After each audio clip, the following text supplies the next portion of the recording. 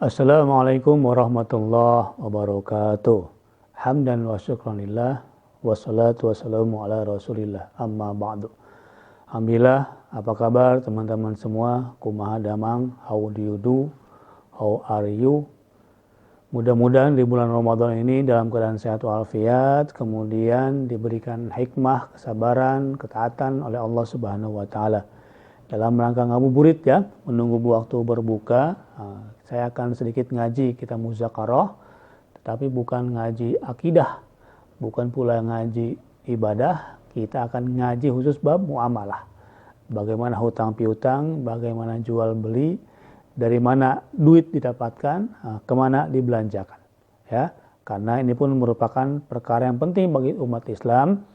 Kebanyakan ngaji, akidah, ibadah, lupa dengan muamalah, sehingga salah satu penyebabnya adalah umat Islam dalam keadaan miskin, dalam keadaan bodoh.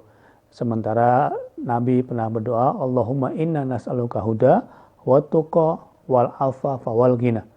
Ya Allah, anugerahkan kami hidayah, ketakwaan, afaf dan kekayaan. Masya Allah. Dan kita pun berlindung daripada kemiskinan, termasuk bahwasanya meninggalkan keluarga kita dalam keadaan berkecukupan lebih disukai Allah daripada meninggalkan keluarga kita dalam keadaan miskin, apalagi sampai meminta-minta. Dan ingatlah bahwasanya tangan di atas lebih baik daripada tangan yang di bawah. Oke, alhamdulillah, melanjutkan video yang lama tentang dinar dan dirham. Ternyata alhamdulillah mulai banyak yang tertarik. Saya pun tesisnya S2 Ekonomi Islam tentang dinar dan dirham. Kita akan kupas sedikit demi sedikit supaya teman-teman semua bisa paham lebih jelas apa itu dinar dirham, bagaimana mendapatkannya, apa keuntungan dan kelebihannya. Oke, langsung saja. Di sini saya sampaikan ada fulus dan ada nukud. Ya. Semua kebanyakan bilangnya fulus. Fulus, uang, hepeng, duit, piti. Tetapi jarang yang mengetahui nukud. Ya.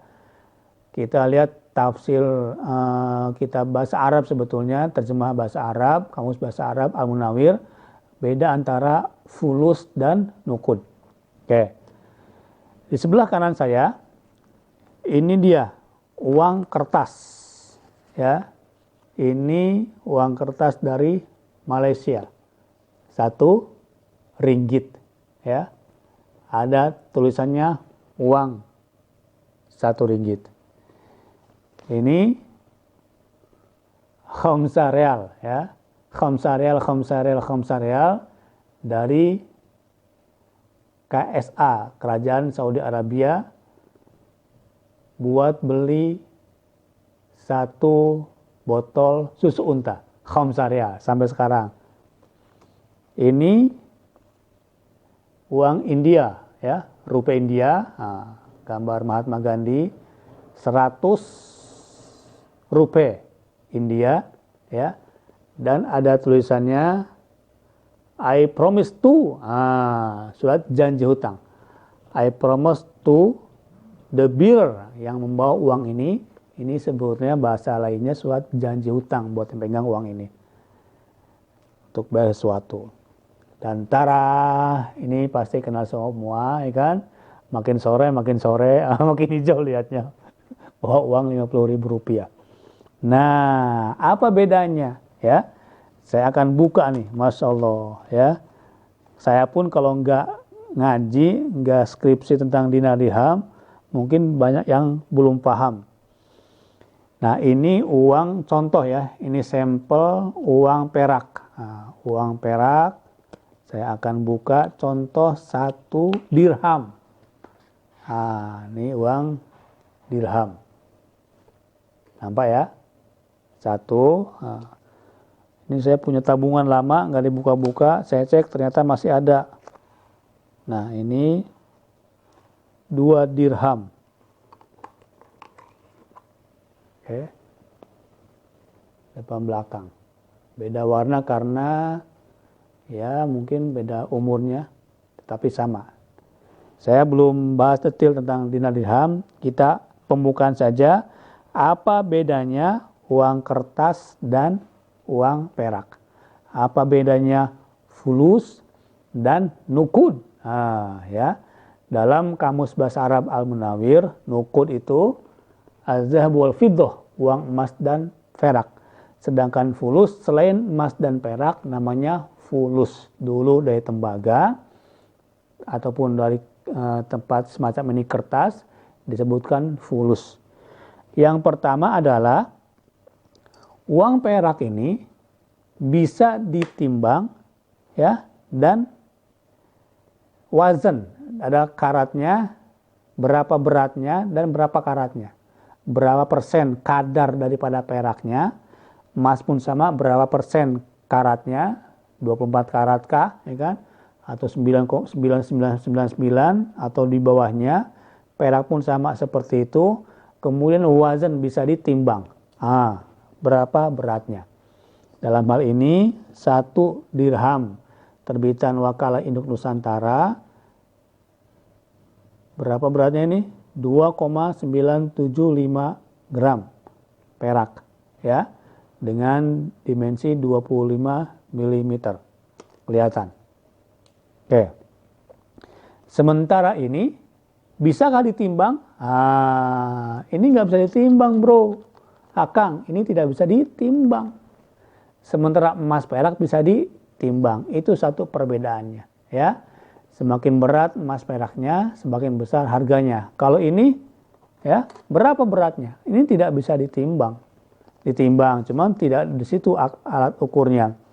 Ini Rp50.000 beli pulsa, ini 100.000, 100 rupiah India buat beli makanan apa, 1 ringgit nasi lemak misalkan, ini khamsara susu unta, ya kan?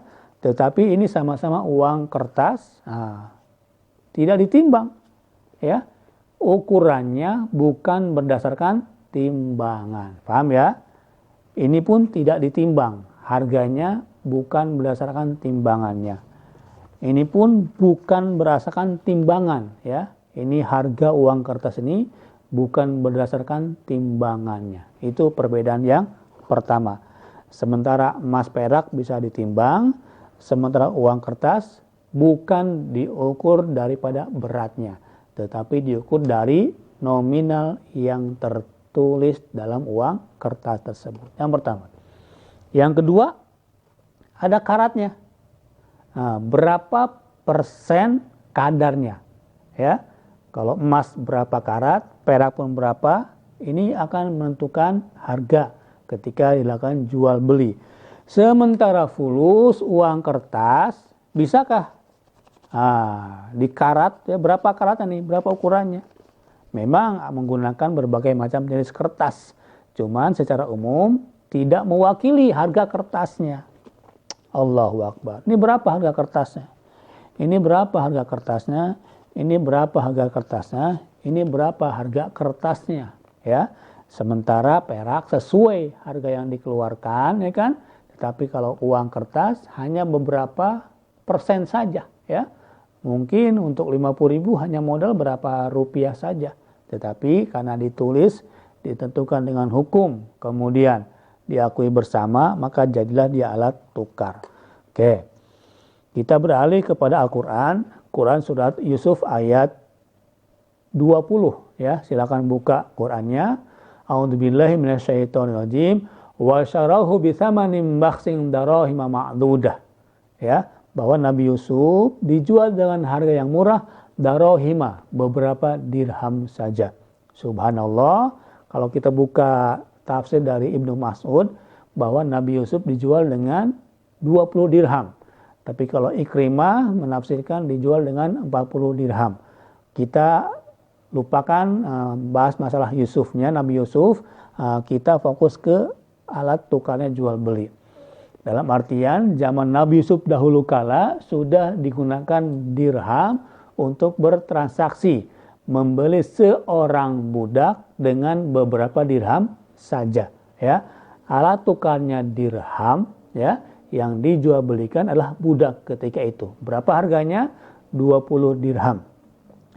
Dalam artian kalau sekarang ini kurang lebih Rp80.000 satu koin dirham, harga Nabi Yusuf ya, zaman baheula dijual dengan 20 dikali 80.000. Kalau 10 koin 800.000 rupiah, kalau 20 koin berarti berapa Kema?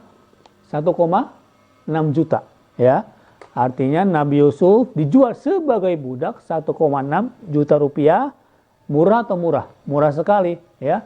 Sekarang pun mohon maaf kalau kita punya pembantu berapa per bulannya.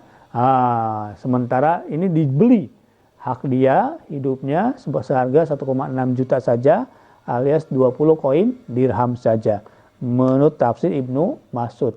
Tapi kalau kita pakai ukuran dari Ikrimah 40 dirham berarti 3,2 juta. Masya Allah ya. Mas-mas, mbak-mbak semua, maka nanti pun sama. Bagaimana kisah daripada perjalanan mata uang ini dari mulai dinar atau dirham, kemudian menjadi uang kertas, kemudian menjadi uang plastik, ATM, ya kita tinggal gesek, tinggal masukkan ATM-nya keluar uang, kemudian berubah menjadi kartu kredit, tidak ada uangnya, bisa beli macam-macam, kemudian menjadi uang semacam Bitcoin, semacam di komputer saat ini hanya hitungan-hitungan angka saja, ada berapa di layar komputer.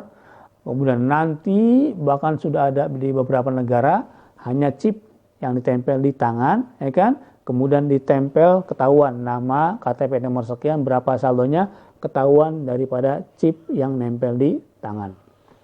Inilah sistem ekonomi yang ada sekarang ini. Kemudian nanti akan tiba suatu saat yaumana batisul batasatal kubro, masya Allah, terjadi dukhon, maka tidak berharga semuanya, uang kertas tak ada harganya, ATM kalian tak akan berfungsi, kemudian kartu kredit pun tak ada berfungsi, bagaimana pula dengan uang yang ada di komputer pun tidak akan berfungsi, nanti akan kembali menggunakan dinar dan dirham. Masya Allah.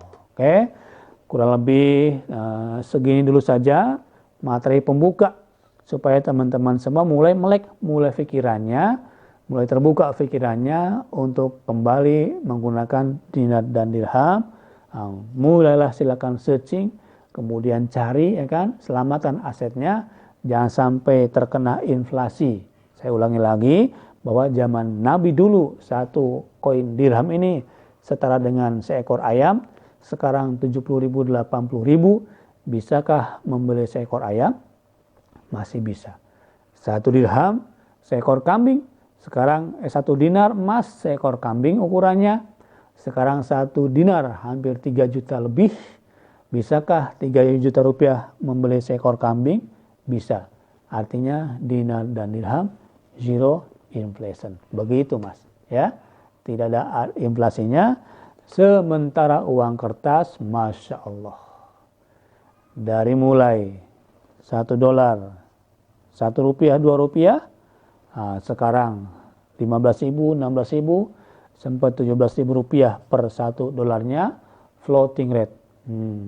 Tidak ada jaminan atas kekuatan mata uang ini. Maka dalam hitungan kecil saja kita akan merasa rugi, ya kan? Dalam hitungan jutaan saja, tadinya sekian 1 juta, berapa dolar, setelah mengalami inflasi, semakin tidak berharga, uang kertas akan menjadi kertas. Dan Zimbabwe, kemudian Argentina, Italia pernah mengalami hyperinflation, inflasi yang luar biasa, sehingga tidak ada harga. Sementara uang dinar dirham, subhanallah. Yang terakhir kali kami sampaikan, ketika ini tertanam di dalam tanah, kemudian di tempat manapun juga, insya Allah tidak akan rusak, ya, karena perak, dinar atau emas rusak, tidak akan rusak. Sementara kalau ini kena basah, kalau ini kena air, tertanam di dalam tanah, maka akan rusak. Ketika rusak, sobek saja, apalagi hilang warnanya, tertimbun tanah, maka tidak akan ada harganya. Sementara dinar dan dirham akan terus abadi selama-lamanya. Masya Allah, silakan renungkan dan kemudian mulai berpikir bagaimana aset umat Islam kembali ke dinar dan dirham insya Allah lebih selamat dan lebih aman, lebih tenang ke dalam hati kita semua. Demikian kajian ngabuburit saat ini. Semoga ada hikmahnya. Apabila merasakan kebaikannya, silakan klik like, subscribe. Alhamdulillah, semakin banyak manfaatnya buat umat Islam, khususnya buat kawan-kawan saya di Jakarta, Banten, Pekanbaru, di seluruh Indonesia, dari Sabang sampai Merauke, dari Malaysia hingga Andalusia. Silakan pilih mau uang kertas atau kembali ke dinar dan dirham. Assalamualaikum warahmatullahi wabarakatuh.